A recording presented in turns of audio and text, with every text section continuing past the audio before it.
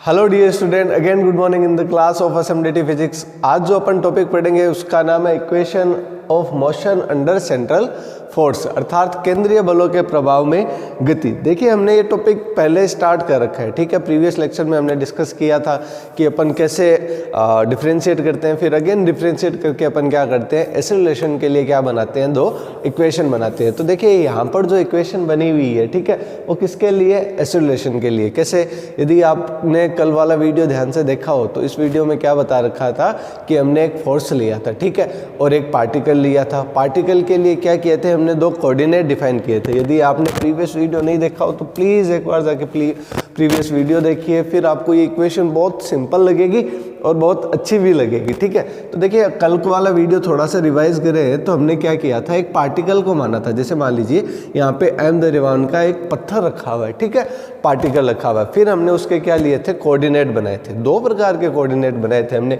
एक तो बनाया था कौन सा, कार्टेशियन वाला, ठीक है, एक हमने बनाया था कार्टेशियन वाला, और एक कौन सा बनाया था, एक हमने बनाया था पोलर कोऑर्डिनेट। कौन सा बनाया था, पोलर कोऑर्डिनेट। कार्टेशियन के लिए हम जानते हैं कि कार्टेशियन कौन सा होता है, एक्स वाई वाला। तो एक तो हमने बना दिया एक्स और दूसरा बना दिया वाई। जैसे मान लीजिए 2D में कोई पार्टिकल रखा हुआ है ना, ये तो बेसिक है, तो उसके लिए एक कोऑर्डिनेट एक्स होगा और दूसरा क्या होगा, वाई होगा। हाँ, कोई वैल्यू पूछे कि एक्स वाई की वैल्यू कैसे होगी, तो यहाँ से परपेंडिकुलर ड्रॉ करो यहाँ पे, तो ये इतनी वाली जो वैल्यू होगी वो किसकी होगी, एक्स की होगी।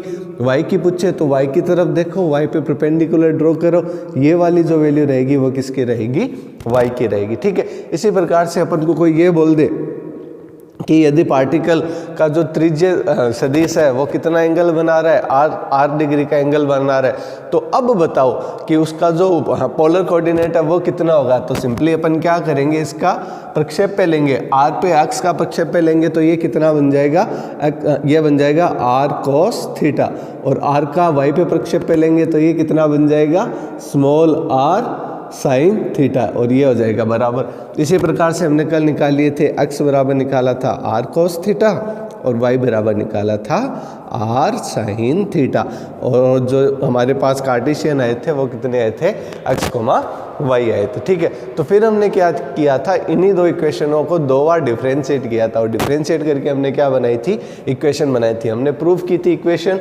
अपन ABCD के अकॉर्डिंग पढ़ रहे थे ना। अभी मान लीजिए कि हमने इसको E बोला था, तो ये क्या बन गई कि F, ठीक है। अभी आपको देखिए, हमने E तक क्या किया था, डेराइव्ड किया था, और फिर F के लिए मैंने आपको बोला था कि ये आपके लिए क्या रहेगा, होमवर्क रहेगा। होमवर्क इन सेंस कि हमने ये प्रूव किया तो आपको ये प्रूव करना है। बच्चों के ग्रुप में मैसेज आए और मतलब सारे बच्चों को ये आपने जो होमवर्क दिया था वो कंप्लीट किया। अब अपन स्टार्ट करते हैं इसी को आगे। देखिए, अपन जानते हैं A बराबर, देखिए थोड़ा और यदि सिंप्लीफाई कर दूँ, V होता है dx अपॉन dt, या R में ले रहे हो तो क्या हो जाएगा, dr upon dt। Is it clear, ठीक है, ओके। A की बात करें तो A होता है डी स्क्वायर एक्स अपॉन होता है डी टी स्क्वायर। आर की बात करें तो डी स्क्वायर आर अपॉन क्या हो जाएगा, डी टी स्क्वायर, ठीक है। एकदम सिंपल की अपन बात करें तो देखिए, एक्सेलरेशन जब अपन केवल अक्ष दिशा की बात करें तो हमारे पास रहेगा D square X upon D T square, लेकिन हमारे पास वही पार्टिकल 2D में हो तो हमारा एक्सेलरेशन क्या हो जाएगा, दोनों का सम हो जाएगा कि भाई एक्स डायरेक्शन में कितना एक्सेलरेशन है और वाई में कितना एक्सेलरेशन है। तो टोटल यदि मैं बात करूं किसकी, एक्सेलरेशन A की, तो A की वैल्यू कितनी हो जाएगी, A की वैल्यू हो जाएगी D square X upon D T square, ठीक है। और प्लस एक्स के साथ क्या रहेगा, वाई भी रहेगा, है कि नहीं। एक्स के साथ वाई रहेगा और वाई में क्या रहेगा, जो हमारी डायरेक्शन है उनको शो करना पड़ेगा। D square X upon D T square I cap हो जाएगा, plus D square Y upon कितना हो जाएगा, डी टी स्क्वायर, ये किस में हो जाएगा, जे कैप में। अर्थात क्या हो जाएगा, अपन डायरेक्शन को क्या कर देंगे, शो कर देंगे। अर्थात इक्वेशन E और इक्वेशन F को अपन क्या करेंगे, जोड़ेंगे, ठीक है। तो देखिए, E और F को जोड़ेंगे, यहाँ पे मैं बता रहा हूँ फॉर एक्सेलरेशन एडिंग, आपको क्या करना है, जोड़ना है, ठीक है, ऐड करना है equation E plus F। E plus F करने से क्या होगा, D square X upon D T square हो जाएगा, और क्या हो जाएगा, ये D square Y upon D T square. तो हमारे पास A ही मिल जाएगा, देखना A ही मिल जाएगा, पहली बात। दूसरी बात, यहाँ पे आई और जे लगाना है तो अपन क्या कर देंगे, आई और जे के लिए लगा देंगे। अपन जानते हैं कि आई किसके लिए रहता है, कोस थीटा के लिए, और जे किसके लिए रहता है, साइन थीटा के लिए। तो देखिए जब इनको अपन ऐड करेंगे तो अपन यहाँ से देखेंगे तो देखिए यहाँ पे ये दोनों टर्म क्या है, सेम है, तो कॉमन आ जाएगी ना। इन दोनों टर्मों को देखिए मैं एरो का शाइन बना के लिख रहा हूँ, जब आप सोल्व करो तब आपको पता चल जाएगा।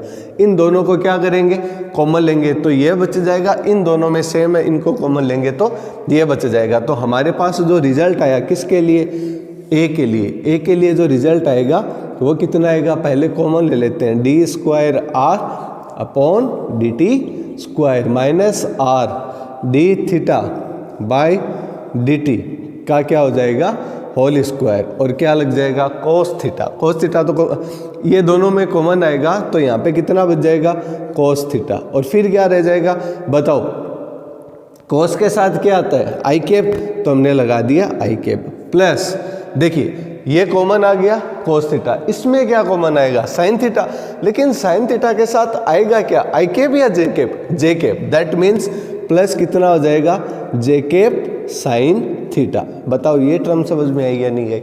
क्या किया, हम इन दोनों इक्वेशनों को जोड़ेंगे, तो मान लीजिए इसको उठा के हमने यहाँ पे रखा, ठीक है, जब आपने यहाँ पे रखा तो इन दोनों में से तो ये टर्म कॉमन आ जाएगी, साइन और कोस बच जाएंगे। अब हम जानते हैं कोस कौन सी डायरेक्शन होती है, आई वाली, और साइन कौन सी होती है, जे वाली, तो अपन क्या कर देंगे यहाँ पे आई और जे के लिए ऐड कर देंगे। और भी यदि आपको कंफ्यूजन हो तो देखिए यहाँ पे D square X upon D T square को मैंने किससे मल्टीप्लाई किया है, आई कैप से, तो सारा आई कैप से मल्टीप्लाई कर दीजिए, ये लीजिए, और भी सिंपल करना हो, ठीक है, यहाँ पे किससे मल्टीप्लाई करोगे, जे कैप से, ये लीजिए जे कैप से कर दिया।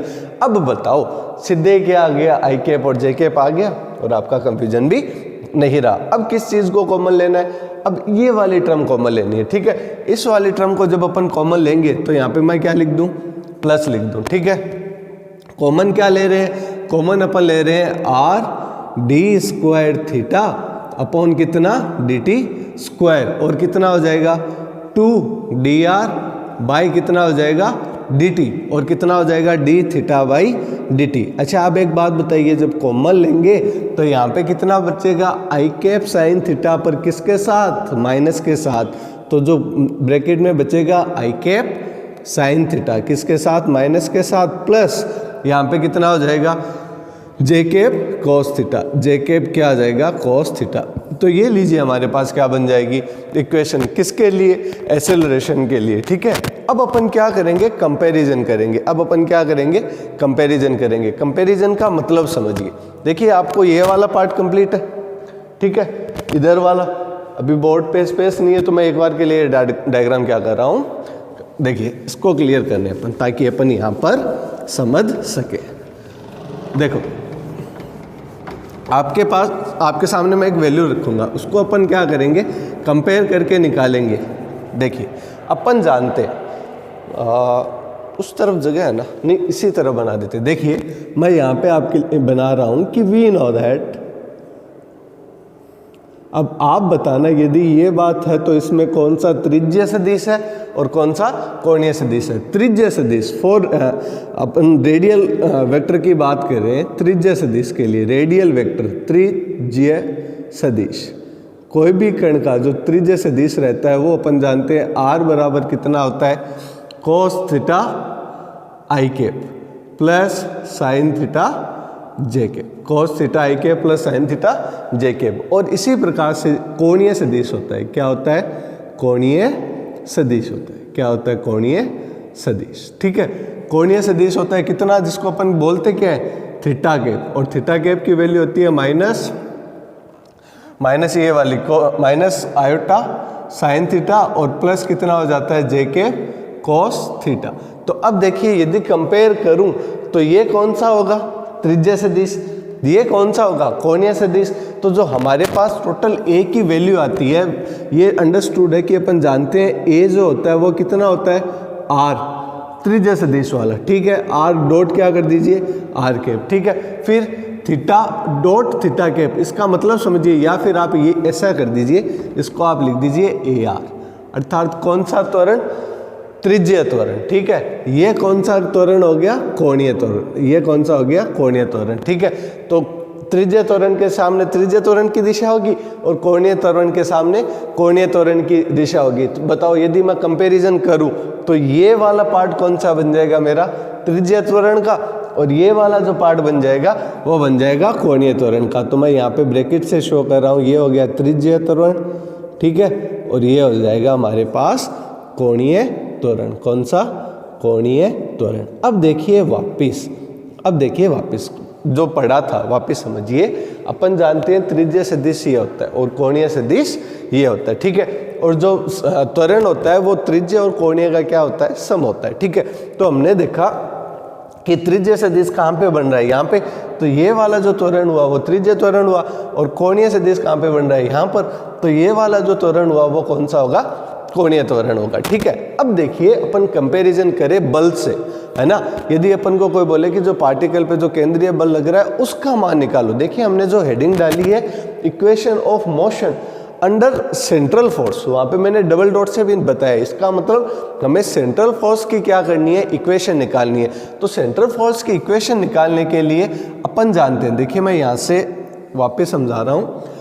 फोर्स की यदि बात करें तो इससे m से मल्टीप्लाई कर दे, तो यहाँ पे क्या हो जाएगा ma, ये कितना हो जाएगा m(ar), कितना हो जाएगा r कैप, ma थीटा, कितना हो जाएगा थीटा कैप। तो ये टोटल बल बन जाएगा A बराबर ma, F नेट परिणामी बल कौन सा होगा, ये तो हो जाएगा Fr, ठीक है, मतलब त्रिज्य, और ये क्या बन जाएगा F थीटा, अर्थात कौन सा बन जाएगा, कोणीय त्वरण, ठीक है। अच्छा अब मेरे को एक बात बताओ, एफ आर और एफ थीटा की वैल्यू बताइए। तो एफ आर कौन सा होगा, जिसके आगे एम ए आर और आर होगा, और ये कौन सा है, त्रिज्य। तो मतलब ये जो फोर्स बनेगा किससे मल्टीप्लाई होने पर, एम से मल्टीप्लाई होने पर, किससे मल्टीप्लाई होने पर, एम से मल्टीप्लाई होने पर ये जो फोर्स बनेगा ये तो कौन सा होगा, त्रिज्य। इसका मतलब एफ ऑफ आर और आर कैप की वैल्यू कितनी होगी, हमारे पास यहाँ पे वैल्यू होगी M D square R upon कितना हो जाएगा, D T square minus R D theta by D T का कितना हो जाएगा, होल स्क्वायर हो जाएगा। और यहाँ पे तो क्या है, त्रिज्य सदिश की दिशा बता रखी है, ये जो आगे वाली है ये केवल और केवल डायरेक्शन शो कर रहा है, ठीक है। इसका मतलब ये कौन सा बल होगा, त्रिज्य बल। और यदि मैं बात करूँ एफ थीटा और डॉट थीटा कैप, तो जो कोणीय हमारे पास क्या रहेगा, फोर्स रहेगा, वो कौन सा रहेगा, ये वाला रहेगा। इसका मतलब उसकी वैल्यू कितनी होगी, उसकी वैल्यू होगी R D square theta upon D T square plus 2 D R D T, और कितना हो जाएगा D theta by D T, D theta by D T. अब एक बार के लिए आप रुक जाओ, यहाँ से मैं इक्वेशन निकालने वाला हूँ किसके लिए, सेंट्रल फोर्स के लिए, ठीक है। तो यहाँ सेंट्रल फोर्स के लिए इक्वेशन निकालने के लिए आप बताइए, जो ये सेंट्रल फोर्स के लिए हमने फिनोमेना बनाए थे, 2 कंडीशन बनाई थी। उसमें पहली कंडीशन क्या थी कि केंद्रीय बल वह बल होगा जो किसका फलन होगा, आर का फलन होगा। अर्थात बताओ हमने थीटा की बात की थी क्या, नहीं की थी। इसका मतलब केंद्रीय बल कौन सा बल होगा, जिसमें आर आएगा। बताओ आर किस में आ रहा है, ऊपर वाले में। तो ये जो इक्वेशन बनी ये किसके लिए बनी, केंद्रीय बल के लिए, और ये किसके लिए बनी, कोणीय बल के लिए। लेकिन अपन को किसके लिए मतलब है, केवल और केवल सेंट्रल फोर्स के लिए।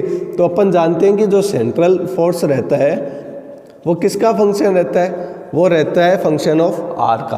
तो मतलब ये वाला क्या कहलाएगा, केंद्रीय बल कहलाएगा। तो जो केंद्रीय बल के लिए इक्वेशन आ गई, कौन सी आ गई, equation for central force, equation for central force कितनी हो जाएगी, ये वाली हो जाएगी, कितनी, M D square R, M D square R upon D T square minus R D theta upon D T का होल स्क्वायर। तो ये आ जाएगी, इसको आप बोलते हो हेंस प्रूफ, ठीक है। तो इतनी सिंपल सी इक्वेशन है आपकी, कौन सी, सेंट्रल फोर्स वाले के लिए, ठीक है। अब बताइए ये वाली टर्म तो हमने ली नहीं, अर्थात इस पर सेंट्रल फोर्स लग ही नहीं रहा, तो इस फोर्स की वैल्यू क्या हो जाएगी, 0 हो जाएगी। और ये बात करेंगे अपन तसल्ली से नेक्स्ट वीडियो में। तो आई होप स्टूडेंट आपको ये वीडियो पसंद आया हो। यदि वीडियो को पसंद आया तो शेयर कीजिए, ताकि किसी भी को यूज़फुल ये वीडियो किसी स्टूडेंट की हेल्प कर पाए, तो हमारा काम सार्थक होगा। तो SMDT के पूरे परिवार की तरफ से आपको बहुत बहुत हैप्पी मकर संक्रांति की आपको बहुत बहुत बधाई हो, आपका परिवार मतलब सब कुशल मंगल रहे, यही भगवान से हमारी प्रार्थना है। वापस अपन टॉपिक पे आ जाते हैं। इस वीडियो से रिलेटिव आपकी कोई भी क्यूरीज हो, कोई भी डाउट हो, तो जैसे आप हर रोज़ पूछते हो, आप ग्रुप में पूछ सकते हो, अदरवाइज आप यूट्यूब पर कमेंट करके भी पूछ सकते हो। Again thanks for this video watching. Thank you student.